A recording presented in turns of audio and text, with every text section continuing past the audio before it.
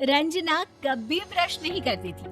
उसे कितनी बार उसके माँ बाप ने डांटा, लेकिन उसका कोई असर उस पर होता ही नहीं था, जिस कारण से उसके दांत पीले पीले हो जाते हैं। शादी के बाद अरे बहू, वैसे तो तुझ में कोई कमी नहीं है, पर तेरे दांत दांत इतने पीले कैसे हैं बेटा? कैसे मतलब?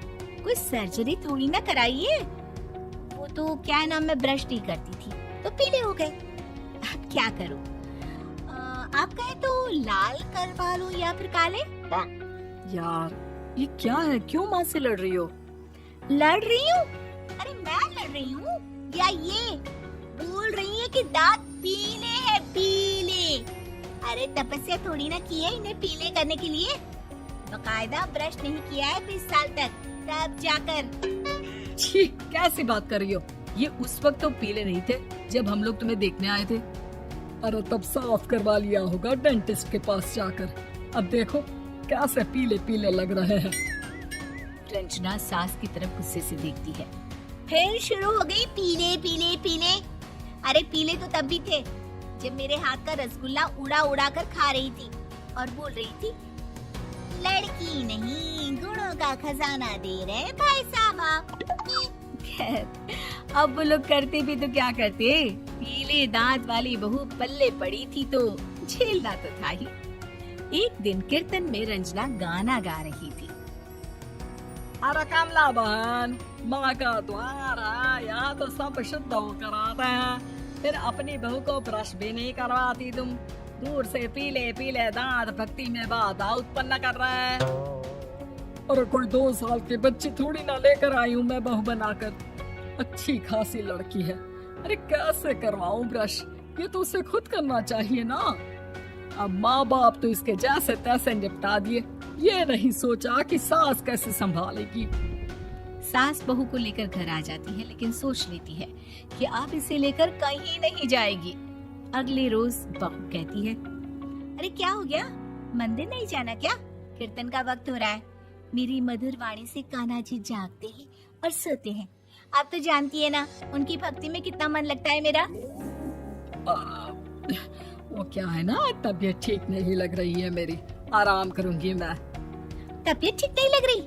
अभी तो मिथुन के गाने पर नाच रही थी आप, और अब बोल रही है कि तबीयत ठीक नहीं लग रही। अरे भक्ति में मन लगा लो सासू माँ, ऊपर जाना है, क्या मुंह दिखाओगी आप? हाँ? सास को बहू की बात पर गुस्सा आ जाता है। मैं क्या मुंह दिखाऊंगी, इसकी चिंता तो ना कर, समझी?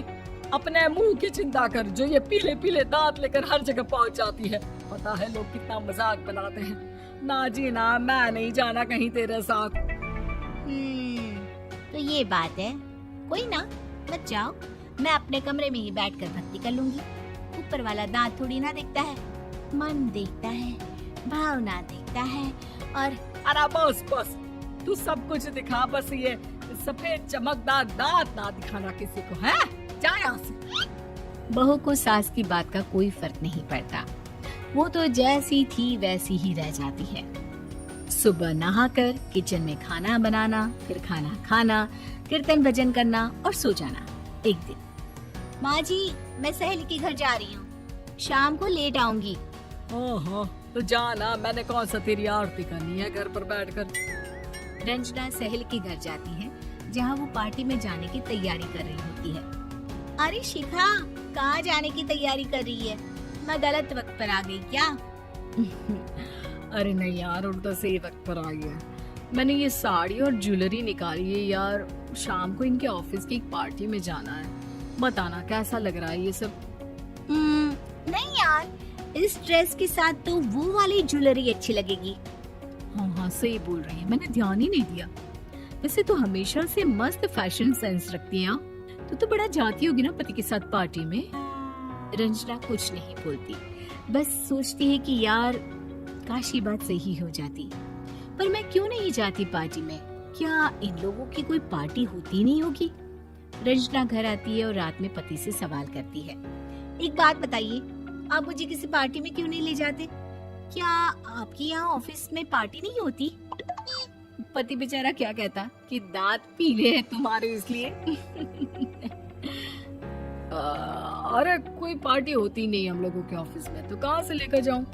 और मार्केट, मॉल, कहीं वीकेंड घूमना, कहीं तो। अरे यार, सारे हफ्ते में एक छुट्टी मिलती है, तो सोचता हूँ कि आराम ही कर लूं। क्यों?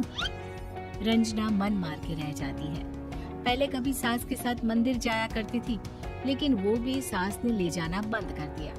घर बैठी बैठी रंजना बोर हो जाती है। तभी उसे आइडिया आता है और वो मायके जाने का सोचती है।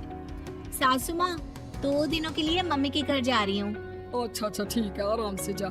और हाँ, माँ से कुछ अच्छी आदत सीख कर आना कि कैसे शरीर के हर भाग की तरह दांतों की सफाई भी जरूरी होती है, समझी? शुरू हो गई ना आप?